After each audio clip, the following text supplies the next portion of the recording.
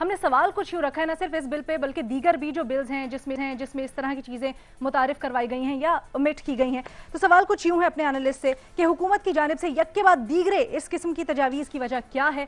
Open option है हमारे analyst के पास और पैनल पर आज हमें ज्वाइन कर रहे हैं हसन निसार साहब, बाबर सत्तार साहब, रीमा उमर साहिबा, महमूद सरफराज साहिबा और मुनीफ फारूक साहब भी हमारे साथ होंगे। बाबर साहब, चूंकि इसका कानूनी पहलू है तो सबसे पहले वो डिस्कस करते हैं। आपसे चाहेंगे सादा अल्फाज में हमें थोड़ा सा समझाएं कि मुतअद्दिद बिल्स में से गिरफ्तारी से मुतल्लिक अमेंडमेंट्स, मिशंस, क्या मतलब है इसका?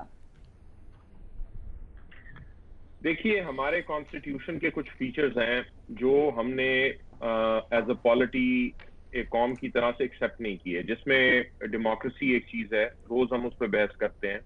एक और इसी तरह का फीचर है चेक्स एंड बैलेंसेस का, कि हमारे 3 इंस्टीट्यूशंस हैं, पिलर्स ऑफ स्टेट हैं, एक एग्जीक्यूटिव है, एक जुडिशरी है और एक पार्लियामेंट है। इनके दरमियान चेक्स एंड बैलेंसेस होने चाहिए। सो अगर एग्जीक्यूटिव एक काम करती है तो उसके ऊपर चेक्स एंड बैलेंसेस हैं, पार्लियामेंट का भी है और जुडिशरी का भी है। लेकिन हम ये देखते हैं कि हमारा जो रवैया है उसमें जिसे लोग ये भी कहते हैं कि हम इसे पुलिस स्टेट बनाना चाहते हैं पाकिस्तान को, वो रवैया क्या है? वो ये है कि अगर एग्जीक्यूटिव कोई काम करती है, जो भी एग्जीक्यूटिव हो, आज पीटीआई हुकूमत में है, कल पीएमएलएन थी, उससे पहले पीपीपी थी, मिलिट्री गवर्नमेंट्स होती हैं, जो भी एग्जीक्यूटिव में बैठा हो उसका रवैया यही होता है कि मेरे किसी भी अमल के ऊपर चेक और बैलेंस स्पेशली जुडिशरी का नहीं हो। और उसका एक तरीका यह है कि आप अपने जो डिटेंशन के लॉज की मुद्दत है वो बढ़ा दें, क्योंकि इस रवैये के साथ लिंक्ड एक दूसरा रवैया है, वो ये है कि हमने ड्यू प्रोसेस करके, लोगों का ट्रायल करके, उनके खिलाफ एविडेंस ला के, उसे प्रॉपर तरीके से एस्टैब्लिश करके कन्विक्शन के बाद उन्हें पनिश नहीं करना। जब हमें किसी पे शक हो गया कि इसने कुछ किया है, यानी एग्जीक्यूटिव मुकदमे बनाती है, साथ ही पनिशमेंट स्टार्ट हो जाए और उसकी कोई ओवरसाइट नहीं हो, ताकि आपसे कोई सवाल जवाब नहीं पूछे कि आपने किसी को पकड़ के बंद कर दिया तो इसकी क्या वजह है और आज क्यों बंद कर रहे हैं, पहले मुकदमा क्यों नहीं चला रहे, कन्विक्शन का इंतजार क्यों नहीं कर रहे। और उसमें फिर 100 हमारे पास एक्सक्यूजेस हैं कि आहिस्ता हमारा प्रोसेस काम करता है, लोग छुट जाते हैं। तो इस वजह से हमने एक सोल्यूशन ये निकाला है अपने लिए कि आप शक के बिना पे लोगों को बंद कर दें, सजा उनकी स्टार्ट कर दें, उसमें जो भी काबू आता है उसका फिर एक इम्प्यूनिटी का एस्पेक्ट आ जाता है जो हमें रोज नजर आता है कि जब आप ऐसे कानून बना देते हैं तो फिर वो अब्यूज होते हैं। आप जिसे दिल करता है पकड़ के बंद कर देते हैं, फिर वो छुटता रहेगा बेचारा, 6-8 महीने में छुटेगा, साल बाद छुटेगा जब उसकी कोई डील हो जाएगी एग्जीक्यूटिव के साथ। तो ये एक ओवरऑल हमारा जो एटीट्यूड है जिसमें रूल ऑफ लॉ का सिरे से कोई इन्फॉर्म नहीं करती हमारी डिबेट को। तो कोशिश यही होती है कि किसी तरह की स्क्रूटिनी ना हो और जो जुडिशरी का रोल है वो हम निकाल दें कानून में से। ये उसी की कड़ी है। ठीक है। महमल, नफीसा शाह साहिबा ने एक और इसका पहलू भी उजागर किया। कहती हैं जी, जो जुर्माने बढ़ाए गए हैं या फिर वो शर्त लगाई गई है कि खरीदार को एनआईसी दिखाना होगा अगर वो एक मखसूस हद से ज्यादा खरीदारी करता है, तो इससे बिजनेसमैन बड़ा मुतासिर होगा, बिजनेस मुतासिर होगा। देखिए, जो ये है, ये तो एक खैर पाकिस्तान के अंदर एक ये बड़ी प्रॉब्लम भी रही है कि एक अनडॉक्यूमेंटेड इकोनॉमी है और वो टैक्स नेट में आना नहीं चाहते, खासतौर पे जो ट्रेडर्स हैं। तो ये जब 50,000 की खरीदारी के ऊपर भी ये आया था पहले भी ये लॉ कि उसके ऊपर भी आपको एनआईसी सीएनआईसी दिखाना पड़ेगा, तो मेरे ख्याल में उस पर काफ़ी अपोजिशन हुई थी। फिर शायद हुकूमत के साथ उन्होंने निगोशिएट किया था, मुझे अभी करंट पोजीशन का मुझे नहीं है। लेकिन जो अलीना वैसे जो सवाल है ना कि हुकूमत ये क्यों कर रही है, देखिए बात ये है कि FATF की 30 अगस्त की एक डेडलाइन है जिससे पहले हमने कई कानून पास करने हैं, मेरे ख्याल में 10 से ऊपर है शायद वो।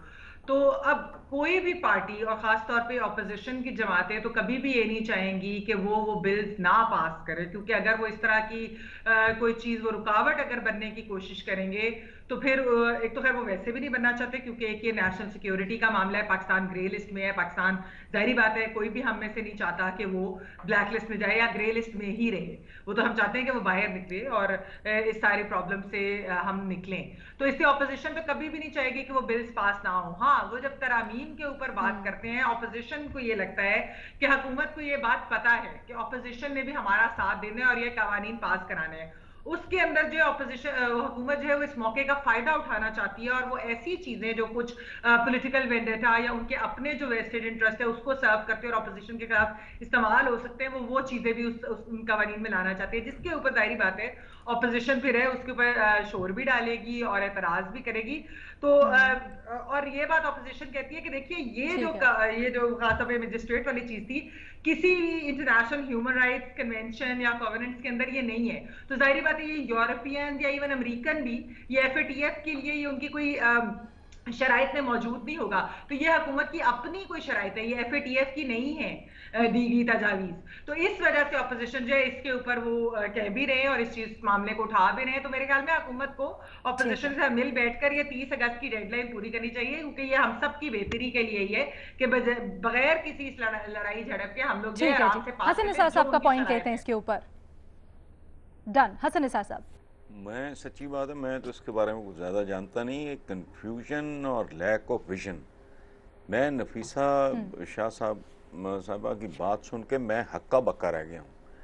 ये जो मैंने बात की है ना कि कन्फ्यूजन और लैक ऑफ विजन एक उजलत पसंदी है, फेस्ड आउट। देखो बिगड़ी हुई कौम और बरसा बरस से आप रातों रात कोई काया पलटना चाह रहे हो, ये होता नहीं।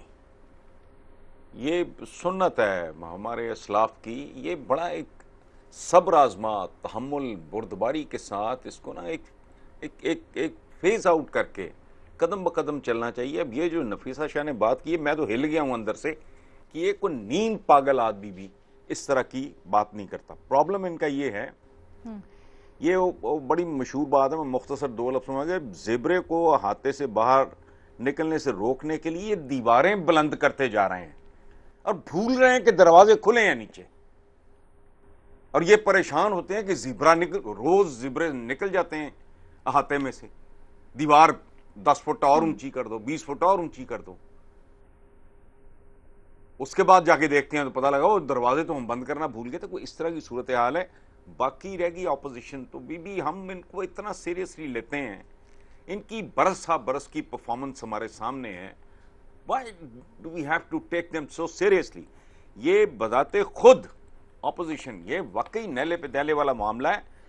मनी लॉन्ड्रिंग की जिस बात पे ये एतराज कर रहे हैं, मेरा नहीं ख्याल के होना चाहिए, इनको वॉशिंग मशीनों में डाल के धोना चाहिए।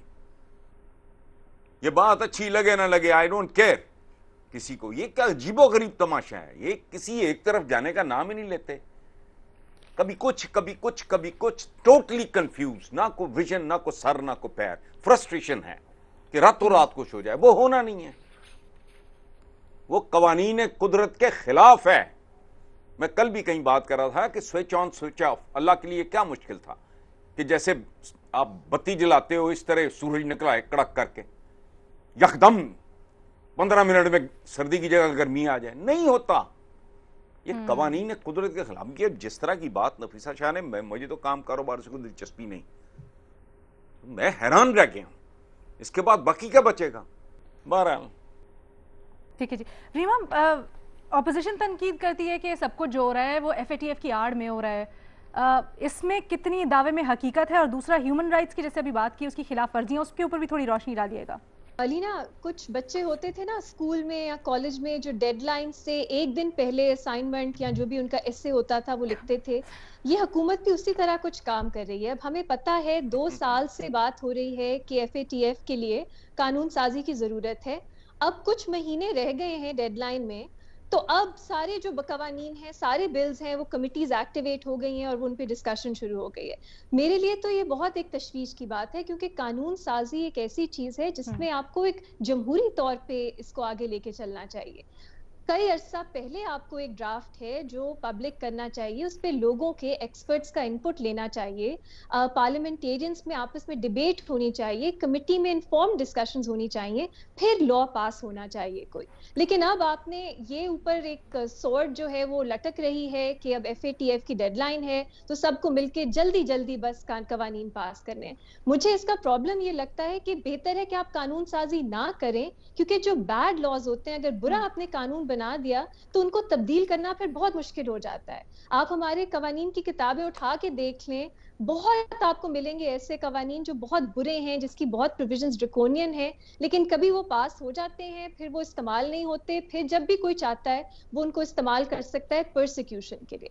तो मुझे कंसर्न ये है कि हम FATF की आड़ में इसी तरह के कवानीन हेस्टिली पास कर रहे हैं और इस पे सही तरह डिस्कशन भी नहीं हो रही। अब देखिए, इंसानी हकूक की आपने बात की, ये जो म्यूचुअल लीगल असिस्टेंस का बिल है, इसके अंदर भी बहुत सी प्रोविजंस हैं जो इंसानी हकूक के लिए जो मेरे ख्याल है प्रॉब्लमैटिक है। इस तरह अभी जो आपने मनी लॉन्ड्रिंग एक्ट की भी, एंटी मनी लॉन्ड्रिंग एक्ट की बात की, उसमें भी यही चीज है। अब मैं सुन रही थी इंटरव्यू कुछ हुकूमत के लीडर्स की, वो कह रहे थे ओवरऑल हमारा क्रिमिनल जस्टिस सिस्टम ही इतना खराब है, उसमें इतने फ्लॉज हैं कि हमें इस तरह के इकदाम जो है वो लेने पड़ेंगे।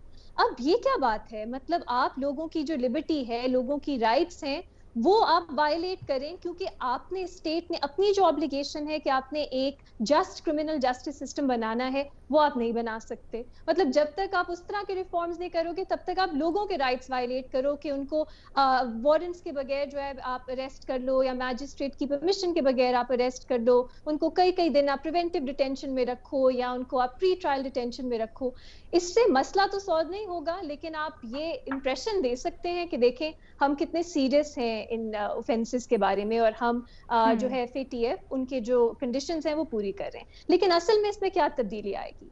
इसके अलावा जो बाबर साहब बात कर रहे थे वो भी बहुत जरूरी है कि अदालतों पे लगता है कोई ट्रस्ट ही नहीं है, इसीलिए हर चीज जो है वो नॉन बेलेबल है। और सॉरी मैं थोड़ी लंबी बात कर रही हूँ, लेकिन ये भी बहुत मेरे लिए कंसर्न की बात है कि अब ये एंटी मनी लॉन्ड्रिंग के अंदर जो ऑफेंसेस हैं वो सब नॉन बेलेबल है। नॉन बेलेबल पाकिस्तान में इसका मतलब है कि अगर आपको शक है, कोई आपके पास एविडेंस है कि किसी शख्स ने जुर्म किया है, तो आप उन्हें बेल डिनाई कर सकते हो। अब आप खुद सोचें, ट्रायल हुआ नहीं है, कन्विक्शन हुई नहीं है, आपने पहले से ही इसका असेसमेंट करनी है कि कोई शख्स गिल्टी है कि नहीं, और उसकी बुनियाद पे उनको बेल डिनाई कर देनी है। ये बहुत सीरियस इश्यूज हैं और इनको हम इस तरह जल्दबाजी में नहीं एड्रेस कर सकेंगे। तो बाबर साहब की बात को मैं ऐड करूंगी, जल्दबाजी भी एक इशू है कि आपको कुछ रिक्वायरमेंट्स दी गई हैं, आपने उन पे उनको पूरा करना है। और ऑफ कोर्स अगर आप रियासत को ये मौका दो तो वो तो चाहेंगे कि एग्जीक्यूटिव के पास ज्यादा से ज्यादा पावर्स आए और ओवरसाइट कुछ ना हो। ठीक है, मुनीफ फारूक साहब। बिस्मिल्लाहिर्रहमानिर्रहीम। देखिए, मोरलेस सारी बातें तो हो गई, बड़ा अच्छे तरीके से बाबर साहब ने भी बता दिया, रीमा साहिबा ने भी इसको कानूनी हवाले से बता दिया। मैं थोड़ा सा इसके हवाले से ये ऐड करना चाहूँगा in addition to what they have said. अब मुझे ये एक अपॉर्चुनिटी थी कि मैं जब पढ़ा था तो मैंने मास्टर्स के अंदर इंटरनेशनल फाइनेंशियल क्राइम्स को एज अ मॉड्यूल पढ़ा, एज अ सब्जेक्ट पढ़ा है। तो उसमें एक अपना तजर्बा मैं ज़रूर शेयर करना चाहूँगा कि जब हम इस कोर्स को ले रहे थे तो दुनिया बदल गई थी 9/11 के बाद, और 9/11 हुआ, फिर लंदन बॉम्बिंग्स जिन्हें हम कहते हैं 7/7 की बॉम्बिंग्स वो हुई। तो एक रजीम डेवलप हुआ जिसे SAR रजीम कहा जाता था, सस्पिशियस एक्टिविटी रिपोर्ट रजीम। वो दुनिया में जो बड़ी ट्रांजैक्शंस थी, आई एम श्योर बाबर साहब को भी पता है, रीमा साहब can well relate to it, कि वो मॉनिटर होनी शुरू हो गई और ये जो टेरर फाइनेंसिंग थी इसके गिर्द घेरा तंग किया जाने लगा। हम क्योंकि एज यूजुअल मतलब वो जो एक दफ़ा बात हसन साहब ने की थी कि दौलती झाड़ते हैं, तो हम भी अपने हिसाब से हमने भी दौलती को झाड़ी होगी उस वक्त, लेकिन वो इतनी एप्ट दौलती नहीं थी या इतनी अप्रोप्रिएट नहीं थी। तो नेचुरली फिर हम लैग बिहाइंड करते रहे और इतना करते रहे कि फिर अब ये वक्त आ गया है, फिर ये FATF बन गया, फिर हम इसके अंदर हमारी प्लेसमेंट हो गई, फिर हम ग्रे लिस्ट में आ गए, फिर अब शोर मच गया। देखिए, ये बात दुरुस्त है कि हम ओवर कमिट कर रहे हैं, हमें एग्जैक्टली नहीं पता, क्योंकि गालिबन मैंने शायद खाकान अब्बासी साहब को सुना था, वो कह रहे थे कि जब मिनिस्टर साहब से पूछा गया कि आप बताइए कि मियां आदर साहब के जो साहबजादे हैं हमाद आदर साहब, उनसे पूछा गया कि जी ये कहाँ लिखा है FATF में, रिक्वायरमेंट कहाँ है, किसी पर्टिकुलर आर्टिकल को या सेक्शन को कोट करें। तो उन्होंने कहा उनके पास जवाब नहीं था इस बात का।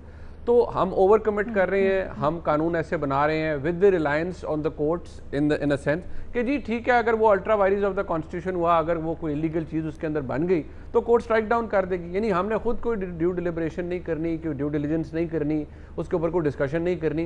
कोर्ट पे ठीक है, बाद में अगर कोई चैलेंज करेगा हो जाएगा। आप देख लीजिए नैब कानून कब का बना हुआ है, वो अगर उसके अंदर आप उसको बगौर जायजा लें, उसकी बहुत सी चीज़ें ऐसी हैं जो कानून या आइन के टच स्टोन्स पर नहीं उतरती, लेकिन वो अभी तक कानून बना रहा है। अब सबको तकलीफ होती है बिकॉज इट हर्ट्स देम। इसी तरह जो मनी लॉन्ड्रिंग का मामला है, यहाँ पर इल्ज़ाम फ़ौरन लग जाता है। मैं 1 सेकंड 10 सेकंड आपके और लूँगा कि सबसे बड़ा प्रॉब्लम यह है कि मनी लॉन्ड्रिंग की डेफिनेशन को अगर पढ़ा जाए, उसके अंदर ये बात वाज़े उसका इंग्रेडिएंट है कि आपने ये साबित करना है कि जो पैसा लॉन्डर हुआ है वो प्रोसीड ऑफ क्राइम है, वो इलीगली ऑब्टेन्ड मनी है। वो किसी ने यहाँ साबित नहीं करना होता, ओ फलाने ने मनी लॉन्ड्रिंग कर दी, फलाने ने मनी लॉन्ड्रिंग कर दी, फलाने ने इतना कर दिया, फलाने ने वो कर दिया। एक्चुअली हमारा जहालत और फक्कड़पन इतनी बहुतात में है कि ये तो बड़ी सेंसिटिव मैटर्स हैं। बाकी अल्लाह बेहतर करे, नेशनल इंटरेस्ट का मामला है, ज़रूर सब इसके ऊपर अपनी इनपुट ज़रूर दें और कंसेंसस से अगर कानून पास करें। लेकिन मैंने आपको हकीकत बता दी है कि दुनिया कहाँ चल पड़ी थी और हम कितना पीछे थे। ठीक है।